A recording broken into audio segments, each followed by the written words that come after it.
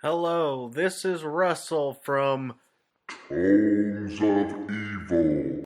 and you're listening to Capes and Lunatics. Hi, this is Phil, and I'm here to tell you all about the Capes and Lunatics Patreon. Don't miss out on our comic book creator interviews, including our monthly Chichester chats with comic book legend D.G. Chichester, superhero movie brackets in our search for the worst comic book movie of all time, and many, many more specials, all completely uncensored. Access starts for $3 a month, full video when you pledge $5 a month. Check out the link in our show notes or go to patreon.com/capesandlunatics. Hope to see you there.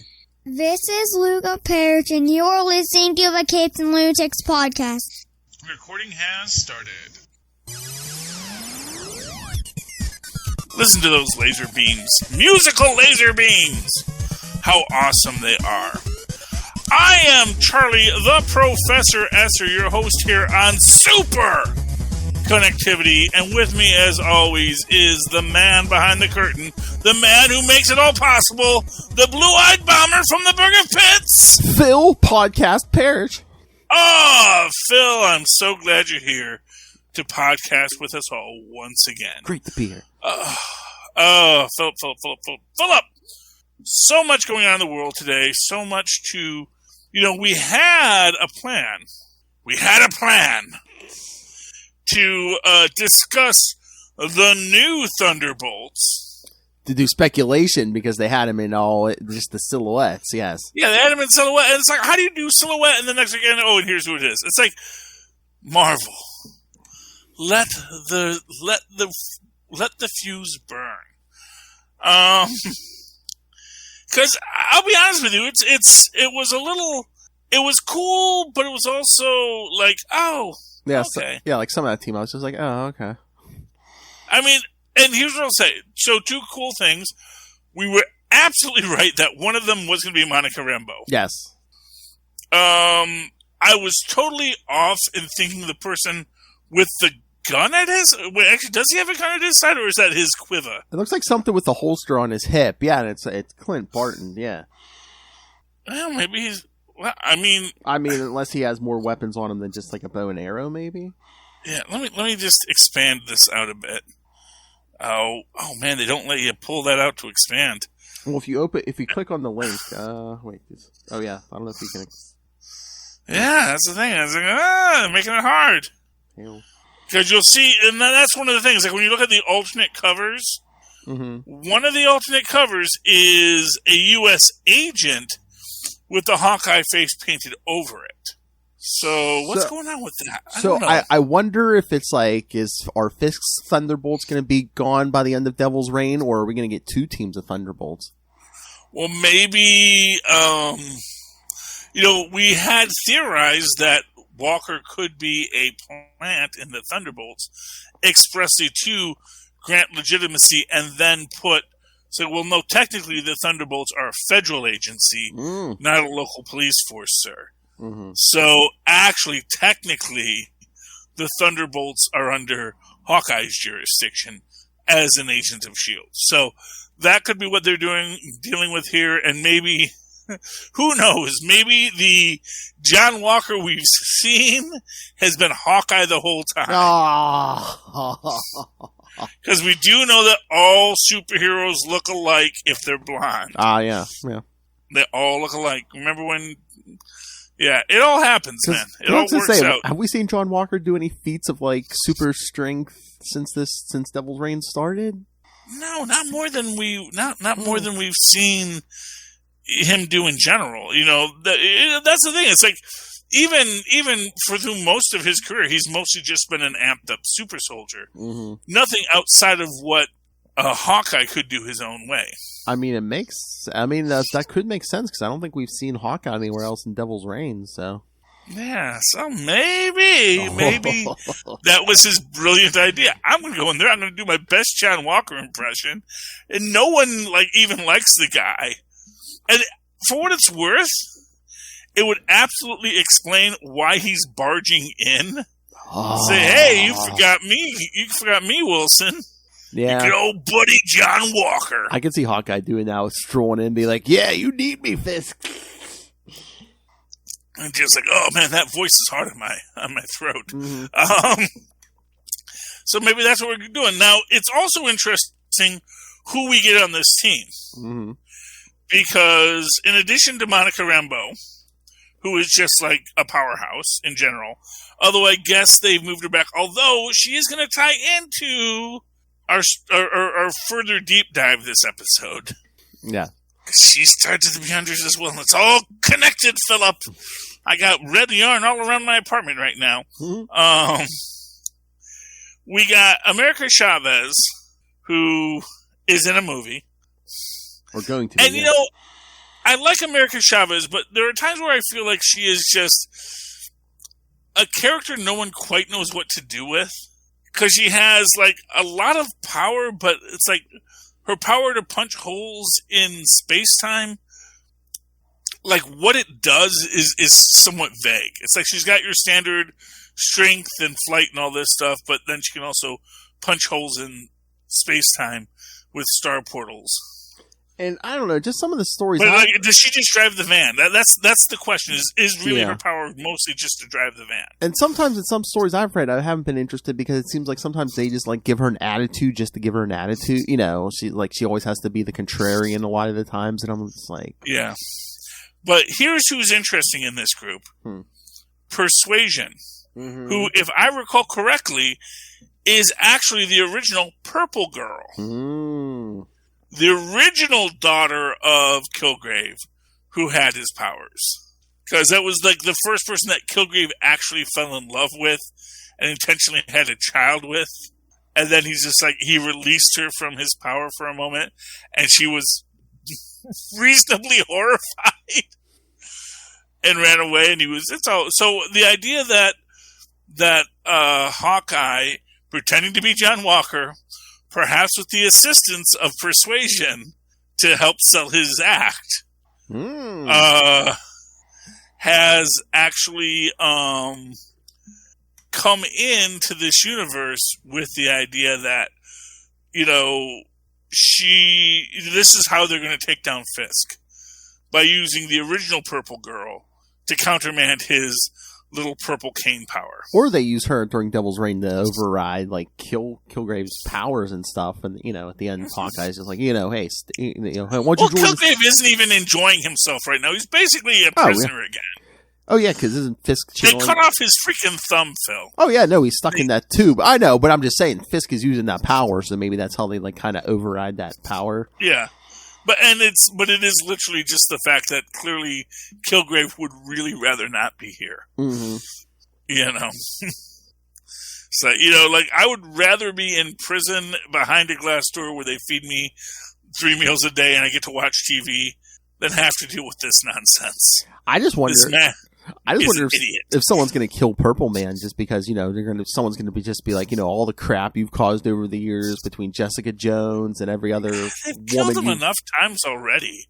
At a certain point, you get this point where you're like, should we even bother killing these people at this point?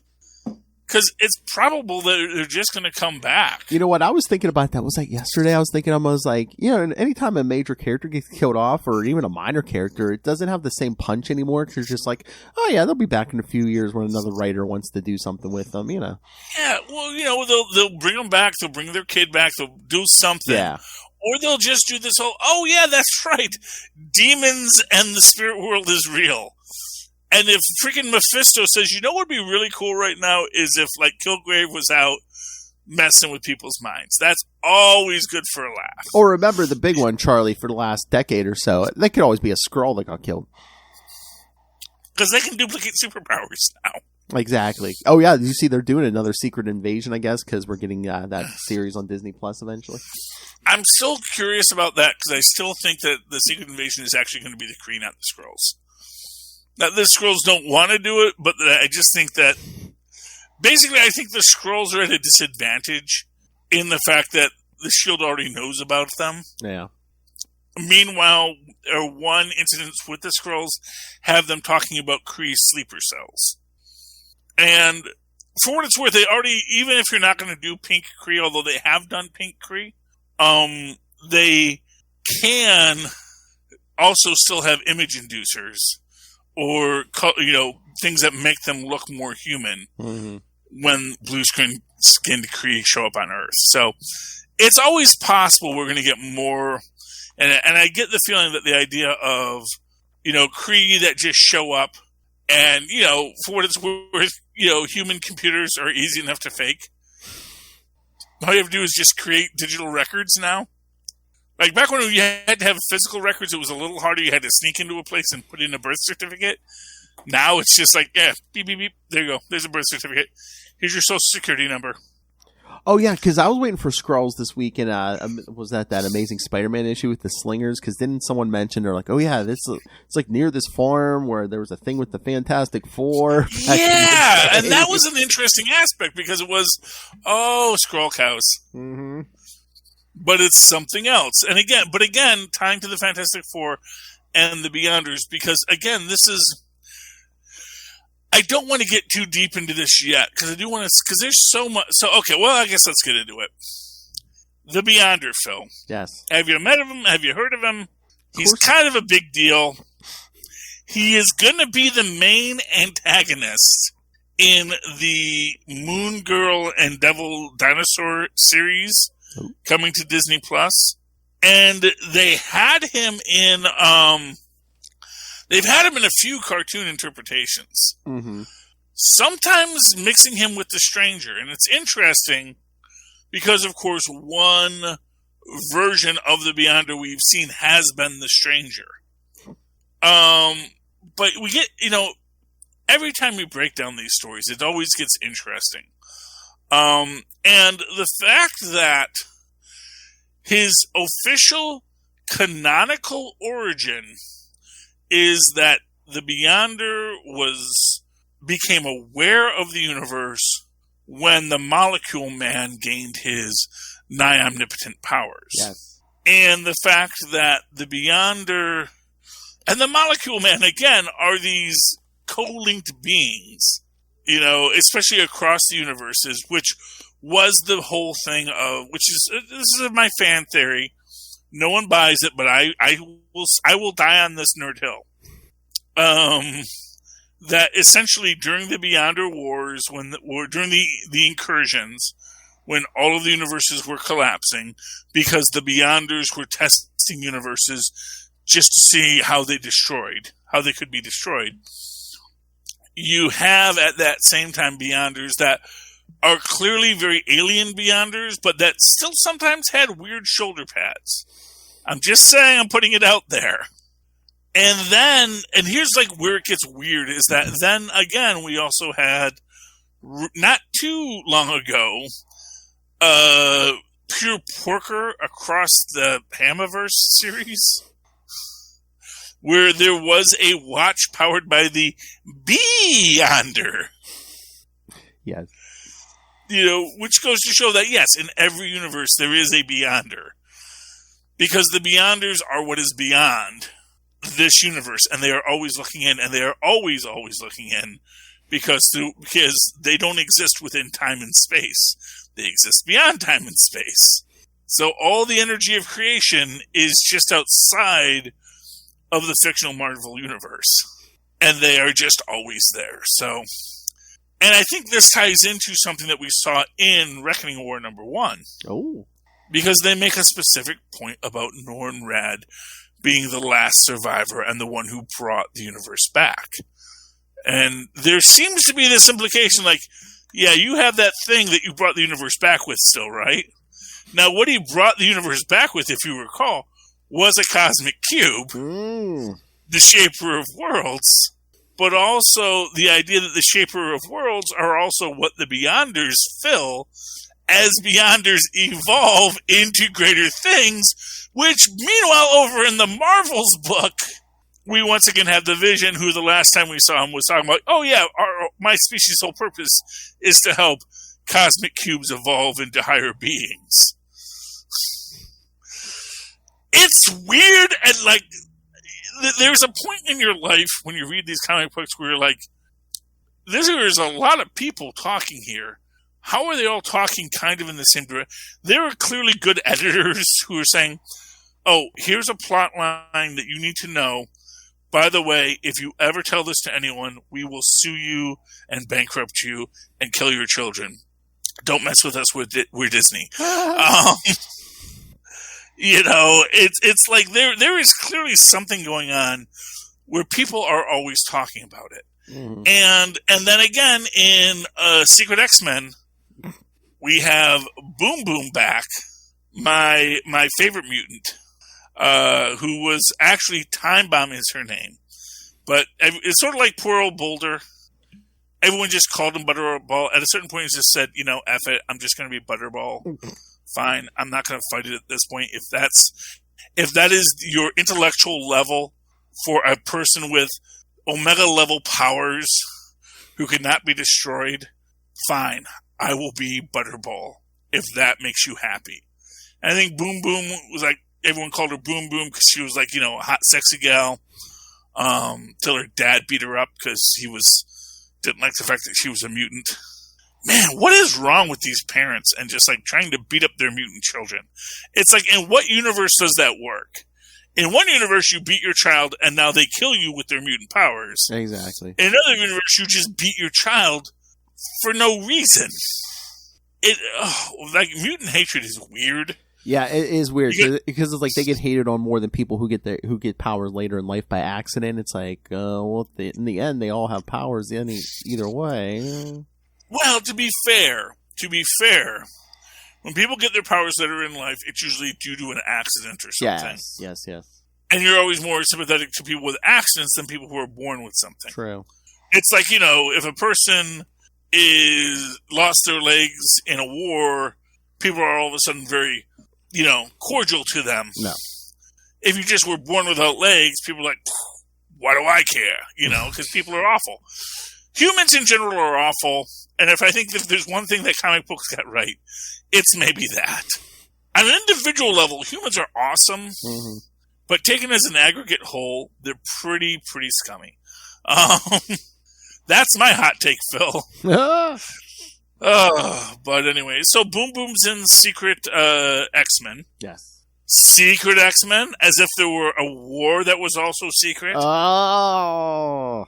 That's what I'm saying. And they never had a Boom Boom Beyonder reunion.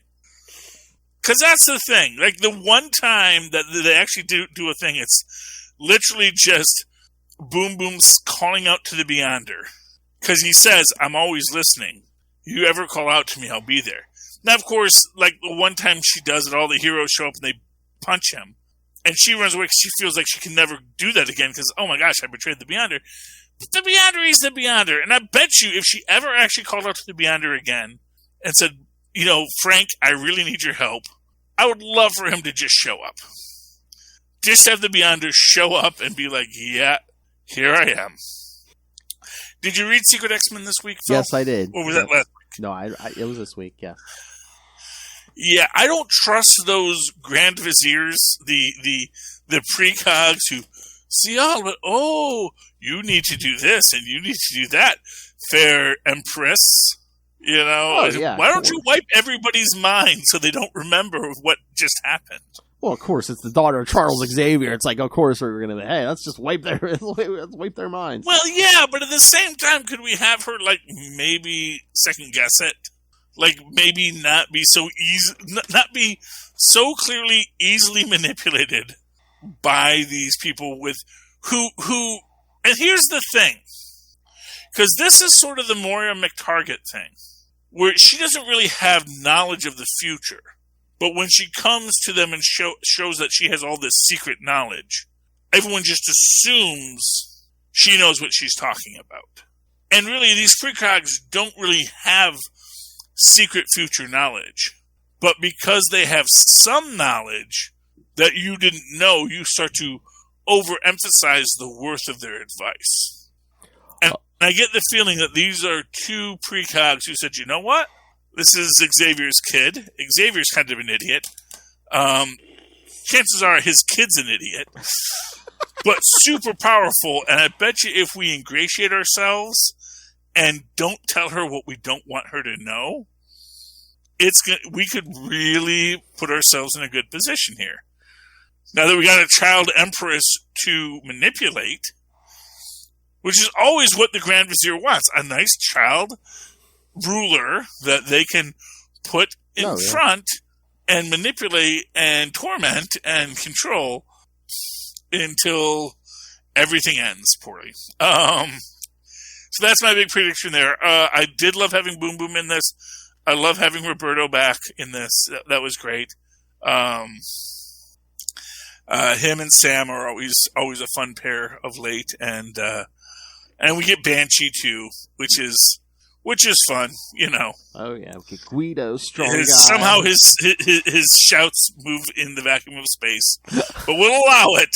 Well, I took that as like he said. Didn't he take a deep breath before he leaped out of the thing? So was it like, oh, I'm gonna have like 1 or 2 seconds of air in my lungs? So I don't know. Yeah, I mean, like I said, we'll allow it. We'll allow it because presumably it's not really an actual scream. It's some kind of weird psychic cosmic energy scream. Yeah, but you know, because even if it dies, I guess if it dies as soon as it leaves his mouth, maybe just the force of it. I don't know.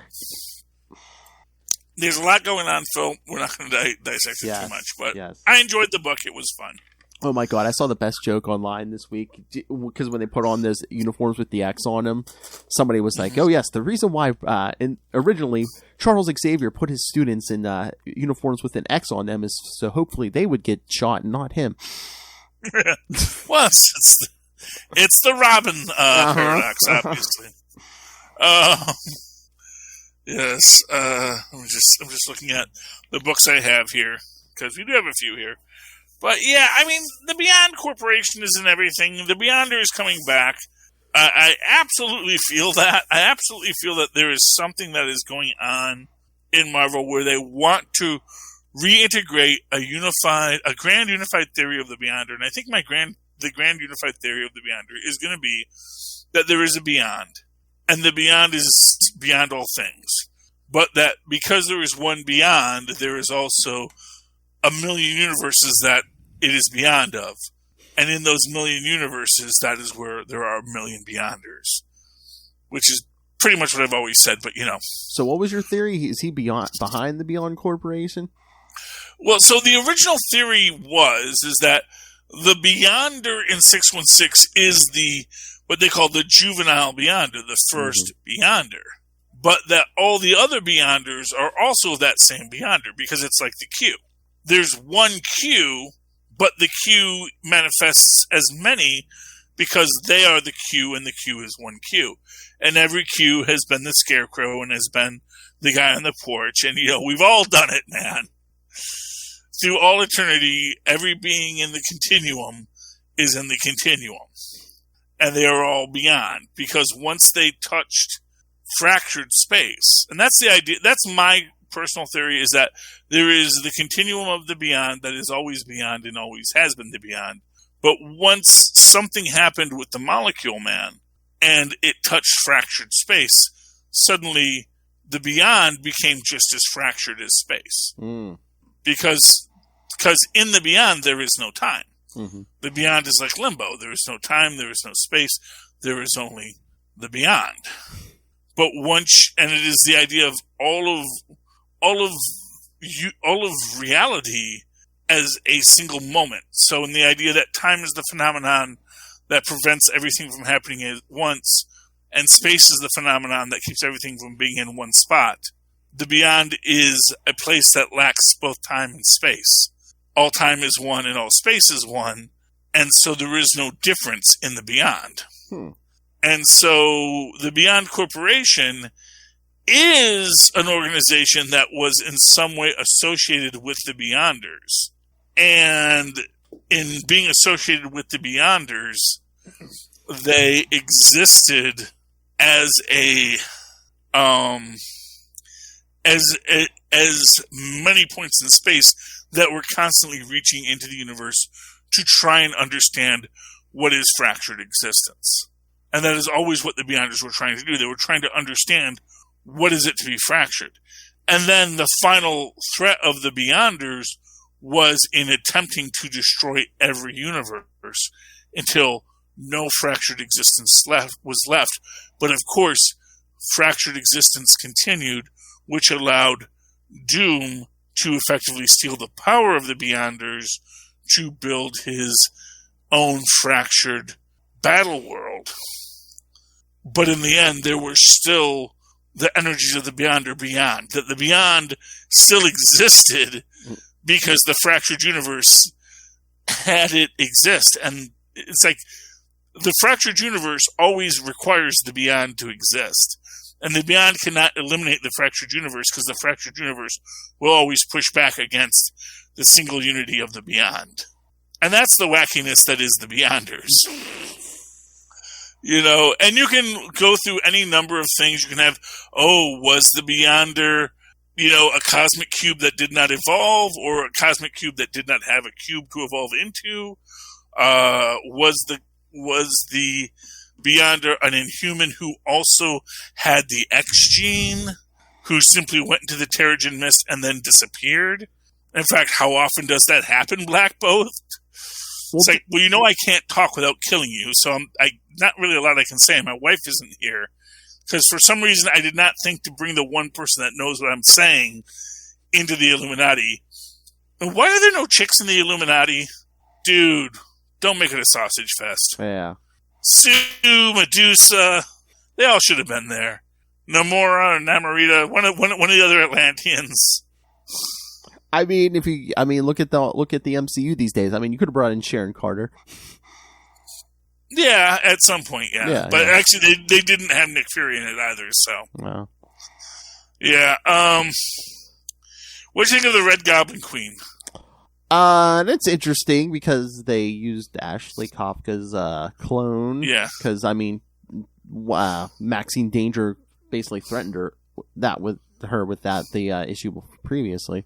It's like, we have things we can do with clones. Yeah, that was interesting. And they basically rewrote Ben Reilly's his whole moral center. It's just like, pff. Yeah, they pulled a lot of strings when they pulled that one. Yeah. Although it's weird because this was last issue. Next issue we don't come back because it says to be continued, but we don't come back to it. Then we have a whole Stingers thing with the Beyond Corporation. Well, yeah, all those point BEYs are kind of like, kind of little sidetrack. So I think the next issue was the cover is the Queen Goblin fighting Black Cat. So yeah. So anyway, there's that. Let's see here. Did we mention the Marvels? I think I mentioned it briefly. You know, because the Vision is back and we have all this, but we have this whole thing again tying into a Shi'ar thing is that a Shi'ar warrior came to Wakanda to do recon on Earth and fell in love, as you do. Had a baby, stole her dad went off to find where he went. That wound up in Sengkang. And the heroes all have to bust out of Sengkang, so that's fun. And they get to a door at the end, and that's the door you're not supposed to open, so of course they have to open it. So, is there a Beyonder beyond that door, Phil? No. I don't know. That's Marvel's number 8, so there's things happening there. One Star Squadron, just to get back to DC real quick.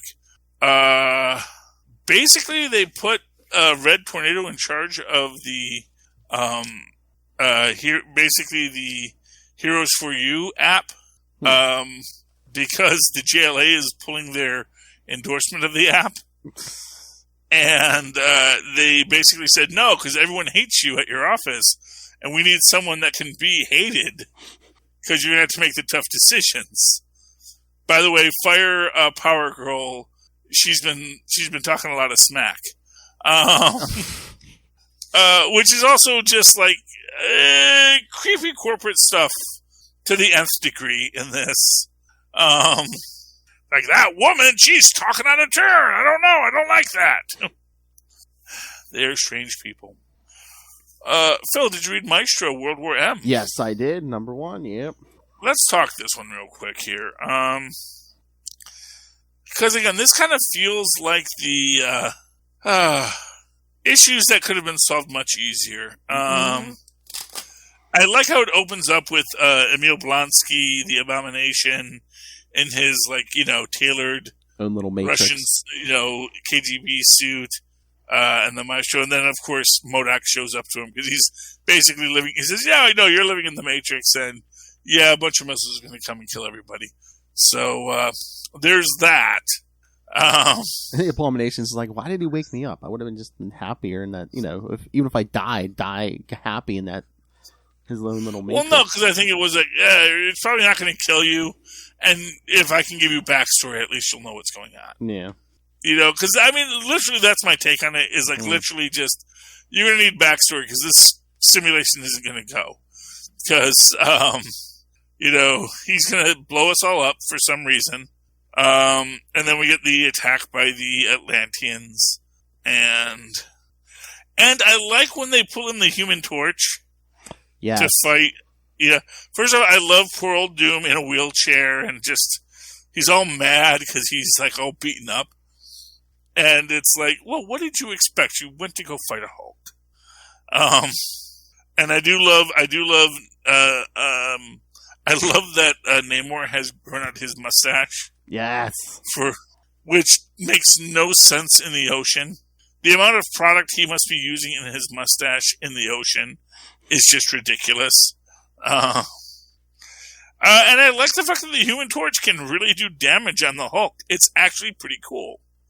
Although this also seems to be a Human Torch that doesn't have real knowledge of where he's from. So I wonder about that. Is there a whole thing where we're not going to get Jim Hammond's backstory? But we also see, looks like we got the Hulk fighting a Dweller in the Darkness. So that's interesting for next issue. But that whole thing with Jim Hammond was interesting because Namor had him in a tube. So I wonder if maybe he cranked down his memories and cranked up his power level, maybe. Because that was the funny part when Maestro's like, Johnny Storm, is that you? And he's like, no, Johnny, it's Jim Hammond. Yeah. Yeah, well, it's interesting. It's also interesting in light of other things that have happened to Jim Hammond, things that have happened to Johnny Storm. Mm-hmm. This is a future set universe. There's a lot to dissect here. Do you have a book from any point that we never talked about or that you want to talk about?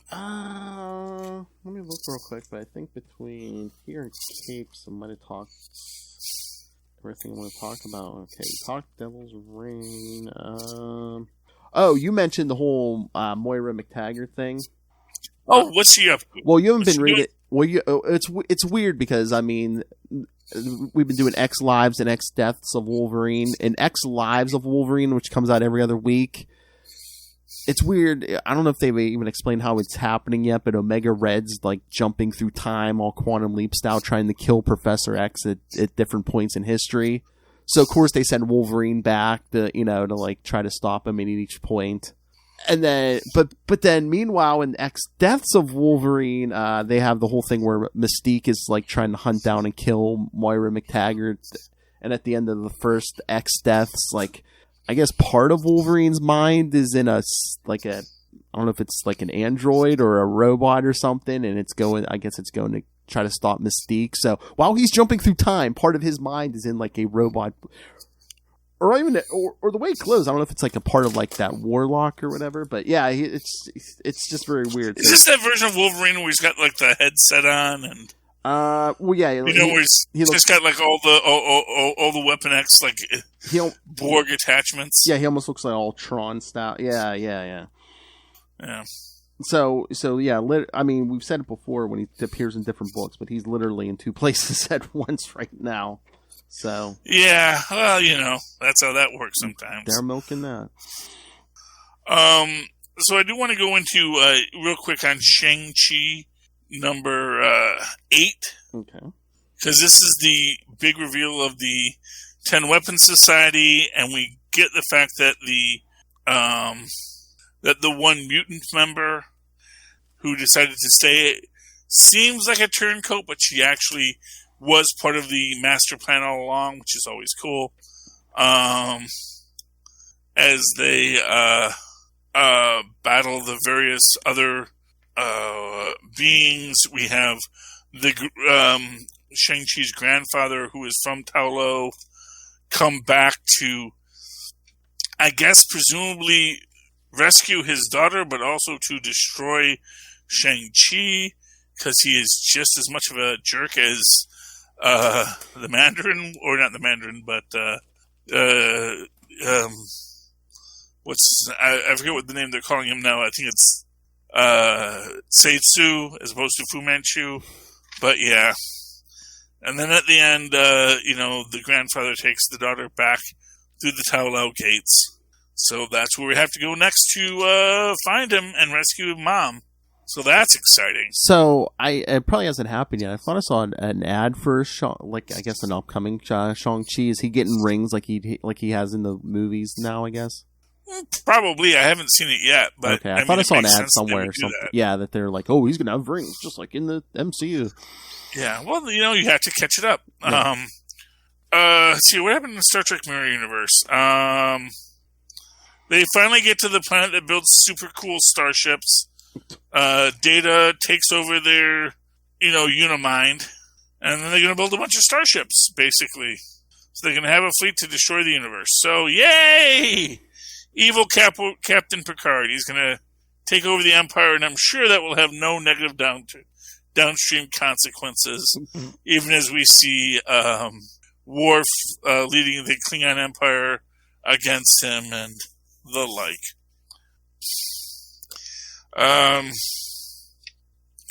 Let's see here. Did we talk the Thing last week? I think we did. Yeah. Yeah, we did. Because we did talk briefly. We went to the blue area of the moon. Yeah, that was cool. Yeah. Okay.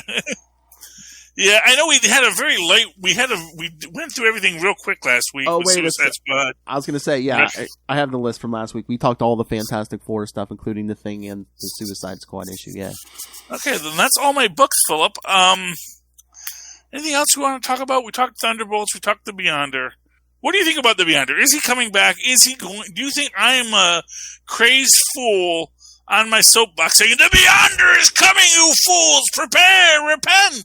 I'll have to do my homework because the Beyond Corporation had showed up in previously. What was that was that Mighty Avengers? One of those series, and then it was in the Mighty Avengers, and again, but in that situation, it was still tied to that Beyond universe. Yeah, because it seemed like it was beings from outside the Omniverse or something. So I mean, the idea was, and this is the thing about Beyond, and the Beyonders and the Beyond Corporation is that they are. Here's the thing. They're all Enfants Terrible. They're all Q. They are all the Square of Gothos. They are all causing problems, and they all seem to be weirdly obsessed with testing humanity. And this goes back to, our fifth dimensional creatures over at DC with Mixoplex and Batmite and several other characters. I know that at one point Aquaman, the Flash, and Wonder Woman all had fifth dimensional imps as well. Mm-hmm. Or beings that were effectively their fifth dimensional imps that were causing them problems. And of course, in our current Stargirl, we have Johnny Thunderbolt, who also is a fifth dimensional imp, is a fifth dimensional being. Because the idea of being that fifth dimensional being that goes beyond the four dimensions of space, time, relative dimension, that being that exists in this other way of seeing the universe, comes and, in one way or another, alters reality to their whim. And this is an old comics trope. Like I said, this is a DC thing. This is Mixoplex, this is Batmite. And honestly, I really got to look into what the actual history of Batmite is. Because who he is now, I can't believe that's exactly what he started as just a fifth dimensional imp who just was totally into Batman. Although it's funny if it is. It's just the idea that, just in the same way that Mixoplex is so obsessed with Superman, that Batmite is just so obsessed with Batman, but to the point of cosplay. I really want to see the Mixoplex and Batmite team up. Honestly. There has got to be some lore and story to be had in those two characters just dealing with stuff. There was in the 90s, what was it, a Superman? Did you ever read the Superman Silver Surfer crossover? I believe it was Mixpitalik and the Impossible Man. Oh, yeah, I know that they've dealt with those. They've suggested Yeah. those two might have a relationship as well. Oh, You yeah, know? there was an issue with Superman in the 90s, what was it, early 90s or late 80s? Yeah, where they show, like, after he was done with Superman in a certain arc, like, he popped up somewhere else, and all they showed was, like, blue boots, but they kind of, like, hinted that, in this other universe, he was, like, the Impossible Man, yeah. Yeah, well, I mean, that's, there was the interesting idea of the Impossible Man, which is why I was very excited for Kamala Khan when they first introduced her, and the suggestion that she was a being with full control of her own molecules and her relative molecules, like the Impossible Man. That she could shapeshift, that she could grow and shrink, that her powers were nearly limitless. Now they've nerfed her, and now basically said, no, she just has stretchy powers. Except she can also shrink. Yes. So it's like right there, you've already unlocked Pym particle technology as an organic nature of your existence. So long as she can embiggen and ensmallen, so long as she can actually, it's not just stretching her body, but it's actually becoming bigger. Yeah. And becoming smaller and doing these other things, even if she is putting mental blocks on herself to not shapeshift. Because I absolutely believe that that's what they're doing. They're giving her they're giving her basically Franklin Richards disease, where it's so dangerous to you to realize how much power you have that you just choose to not let yourself have that power. Or she's a teenage girl and she just has to, over time, discover how to do all this stuff. Well, yeah. Well, except it's the thing that she already had discovered. Yeah, okay. But I think it scared her. That's the idea. It's like, it scared her how powerful, sort of like Gwenpool. Mm-hmm. When she realized how powerful she could be, it scared her, and she had to rewrite her own timeline. It's that idea that, what, I can see how the extrapolation of my power set makes me far too dangerous for the universe. In the same way that Franklin Richards, in many occasions in the future, has been, like, the only time we've ever seen him truly be at his ultimate self is, like, literally, well, this was me at the end of all space and time. And then it didn't matter that I went back and fixed it. It didn't matter that I fixed it in post. Franklin Richards. So, the idea of the ultimate infant terrible, which brings us right back to the Beyonder, who is our theme for tonight. It's throughout Marvel. It's throughout all comic books. The idea that there will be a being who is beyond just punching. Even when you punch it, it's beyond punching. It's not that you can just, punch it into non-existence. It's like, yeah, but it still exists because it'll always exist because there's an infinite universe. And the beyond is infinite even beyond the infinite universe. Just like if you kill one Mephisto, there'll be 7 more. These things aren't fungible. Mephistos always exist. Nightmare always exists. Just in the same way, in their own way, arguably, Stained Glass Scarlet will always exist. Khonshu will always exist. No matter how much their stories get watered down or changed, their stories will always exist because they are stories. Mm-hmm. And the Beyonder is the ultimate story. At least that's my take on it, Phil. All right, Philip. If anyone has another take on this idea, if they want to say I'm wrong, they want to say it to me in my own voice, or they just want to write us an email, how can they do so? So, yeah, send your thoughts on anything. Just put, Marvel stuff, anything, comics, movies, TV. Email us, capesandlunatics@gmail.com, or call the voicemail, 614-382-2737. That's 614-38-CAPES. Remember, follow us on all the social medias, Superconnectivity, Capes and Lunatics, all the social medias for all the shows we do. Find links to those, links to our YouTube channel, links to our Patreon. Once again, we're out here on our own now, paying for this out of our own pockets, so every little bit helps. But you get early access to creator interviews, Mr. DG Chichester, and you get Patreon exclusive stuff like the superhero movie brackets, where we'll find the worst superhero movie. And you can also buy Capes and Lunatics and Capes and Lunatics Sidekicks merchandise. But all of that the social medias, the Patreon, the YouTube, the merchandise. It's all at Linktree, linktr.ee/capes and lunatics. Very good. And by the way, if you do write to us, put Enfant Terrible in the subject line and we'll know what it's about.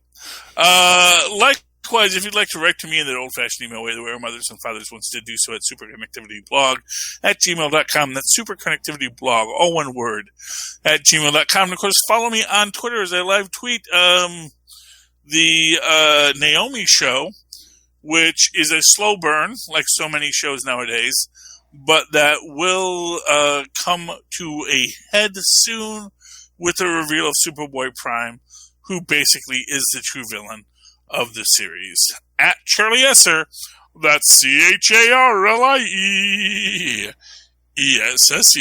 Look for the two E's in the middle. For what? For quality. Bing! Thank you, Maz. All right, ladies and gentlemen. Thank you for listening to us for another week. We've really enjoyed talking to you. I hope you've enjoyed listening to us. Why don't you come back again next week and super connect with us again. Good night. Good night. And Tristan's back from his party. Oh, nice. Hey, buddy. He's a good guess. Doesn't overstay his welcome. You had fun? Okay. Nothing. We're glad you're back, buddy. I'm glad you had fun. So, yes, Tristan kids, had his friend's birthday party this week. join us next week and beyond. Oh, always beyond. Hi, I'm Pax. And I'm Abigail. Welcome to Ghost Spider Groupies, a podcast dedicated to Gwen Stacy of Earth 65, also known as Spider-Gwen and Ghost Spider, where we review her comics, discuss news, and give our opinions about all things Gwen 65. Right now, we are reading through Gwen's main solo series.